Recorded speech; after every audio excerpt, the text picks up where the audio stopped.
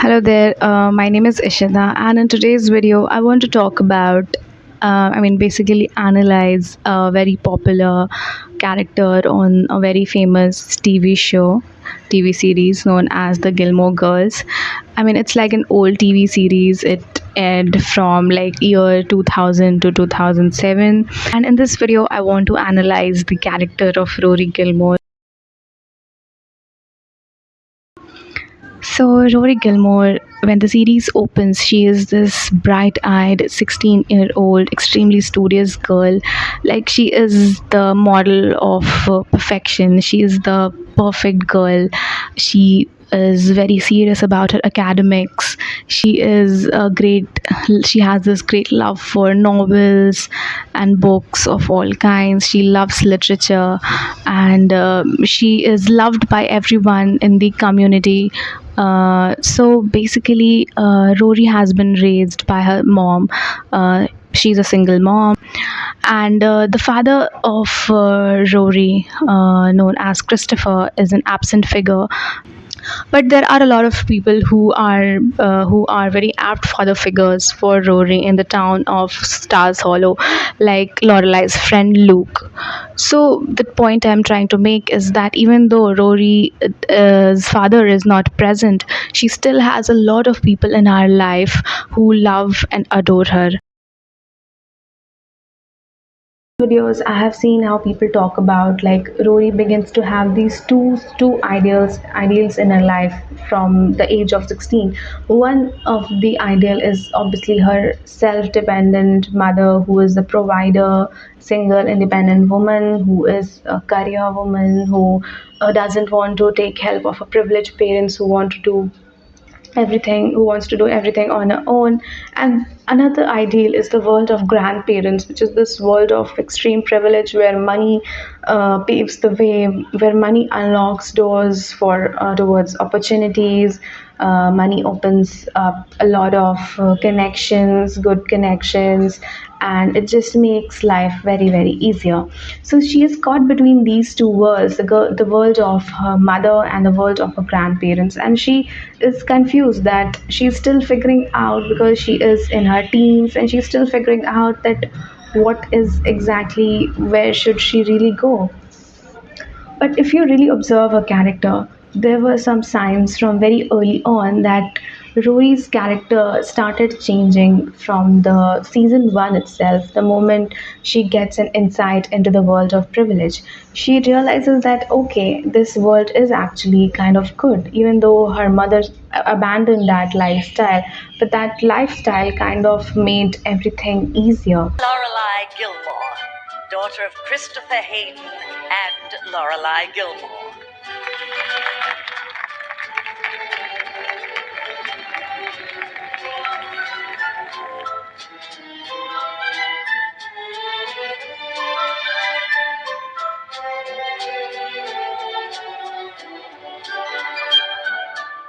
And from very early on, you will see signs that she kind of develops a bond with her grandparents, a separate sort of a bond with her grandparents that has nothing to do with her mother, because she sort of finds ways of having connection with these people.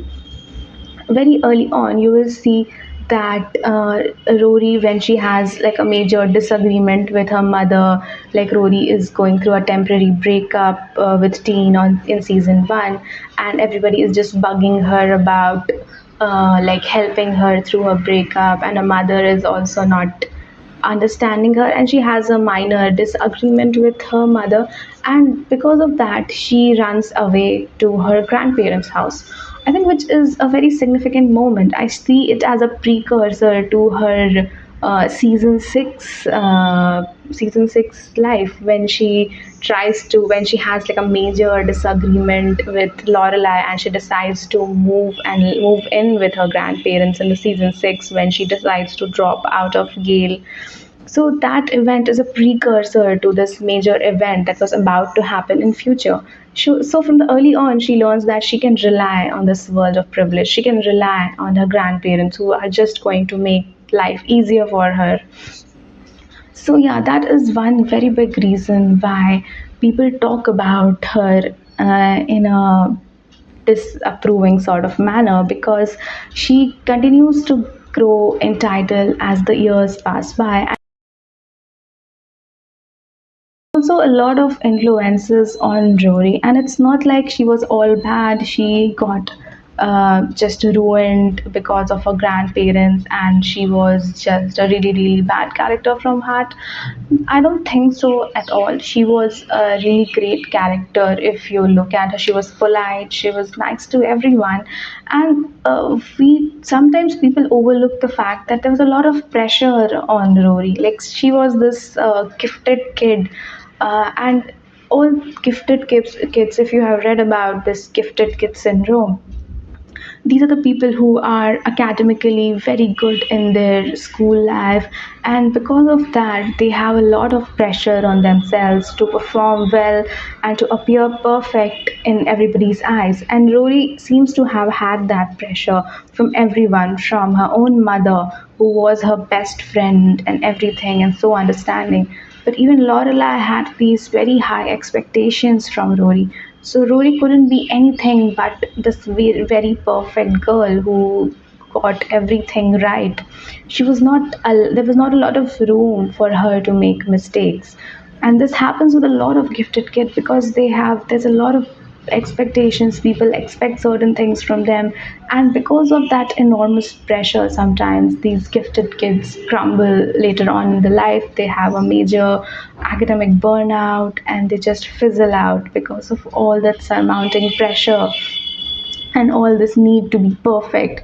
So people like Rory are extremely, they have this aversion to criticism, because if somebody is criticizing them, she constantly feels, she feels very violated. She feels very angry. She doesn't accept it because she has this image of herself that she's an extremely perfect character, and if somebody criticizes her, she doesn't know how to take it. She immediately crumbles because she has only been praised all of her life. She has been told that she's a special girl, she's above everyone else. Then how suddenly, when suddenly somebody criticizes her, her whole idea, her old reality sort of crumbles before her.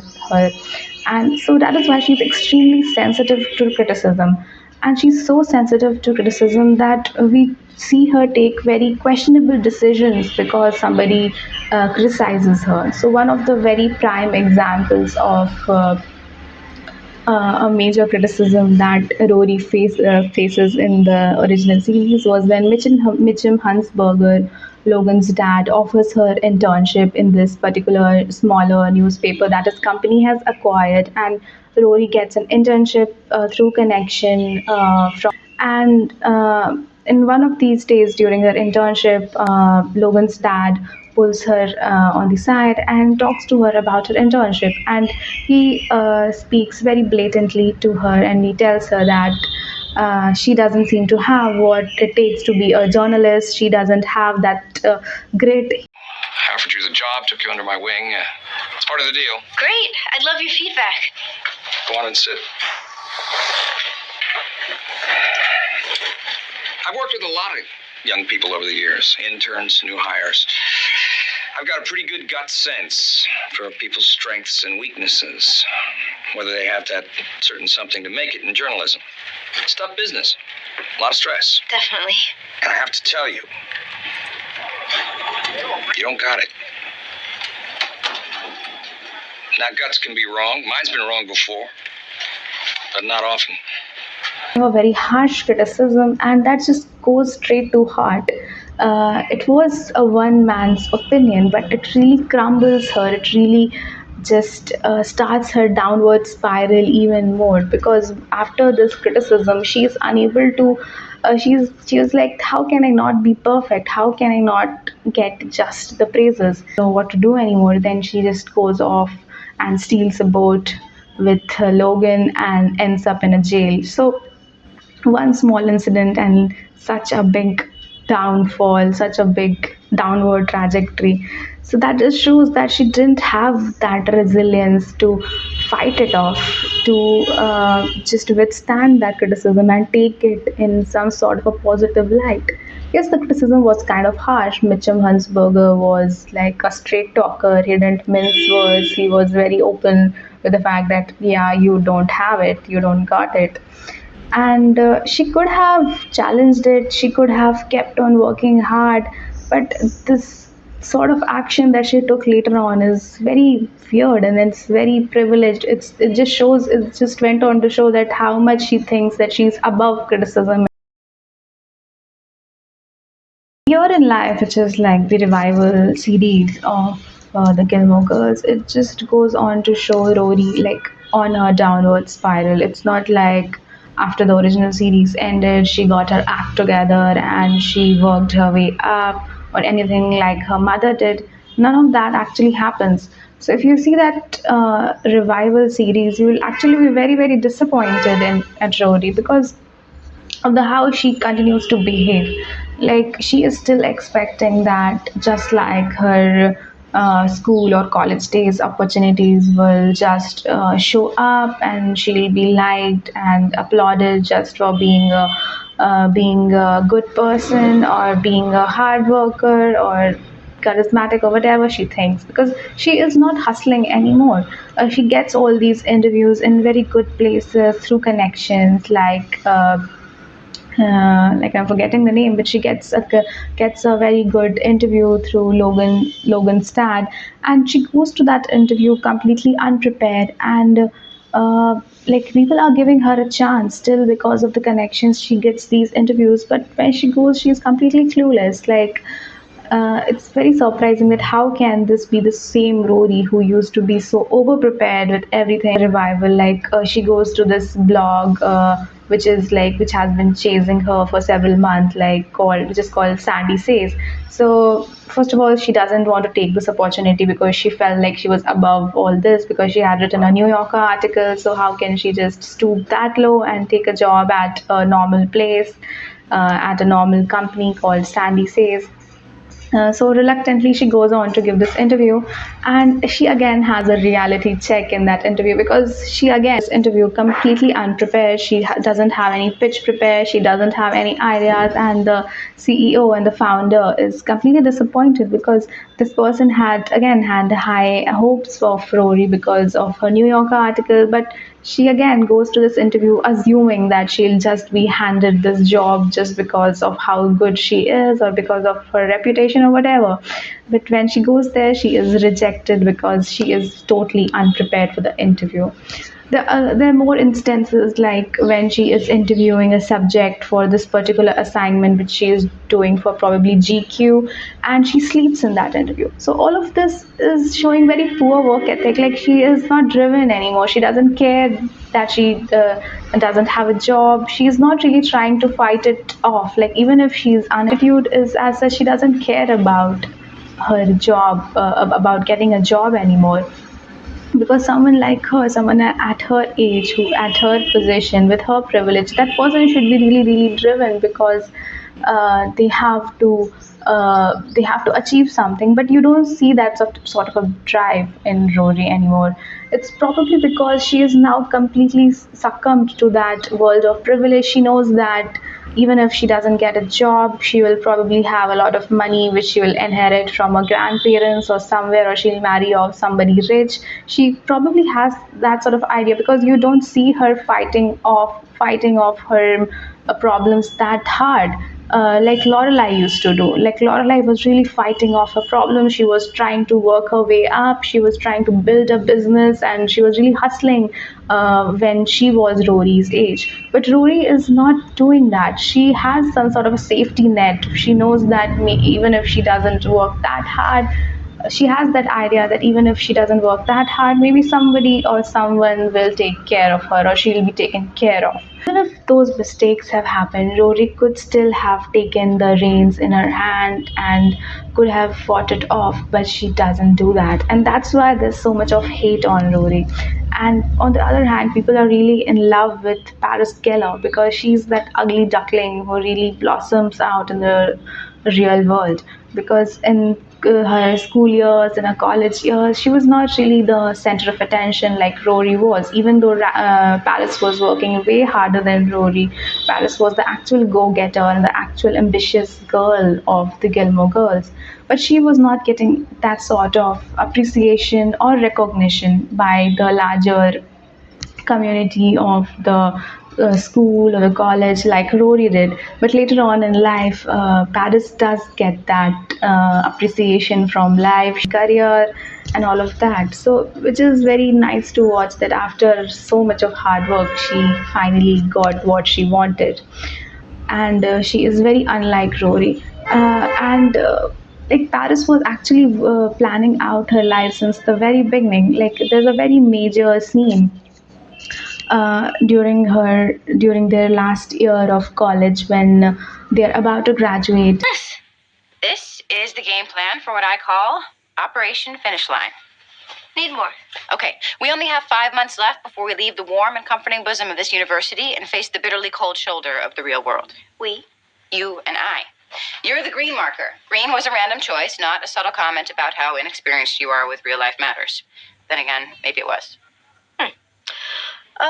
Look, come the semester's end, you're going to thank me for this chart. We cannot graduate unprepared. Paris, there is no way we're going to have time to do all this stuff. I'm not saying it's not going to be time consuming, but there's 2 of us. So we'll divide it all up and report back to each other. I think we should have weekly report back sessions. How about Friday afternoons at 5 o'clock? There's something to look forward to at the end of the week. Doesn't seem to be all that interested. Rory still doesn't have any idea of the real world or how the real world works and how she'll deal with life after her graduation. But Paris was really figuring all of that out, and that really paid her well later on as well. So yeah, these were the few points that I wanted to discuss, and I think I have rambled quite a lot, and I hope that all of you watch this video, and if there is more to discuss, I might make a part 2 of this video as well, because I'm sure there's a lot of stuff I have not gone into. And yeah, so please let me know what you think about Rory Gilmore, and please engage in the comment section. I really hope, and like, share, subscribe. I'll see you very soon. Bye.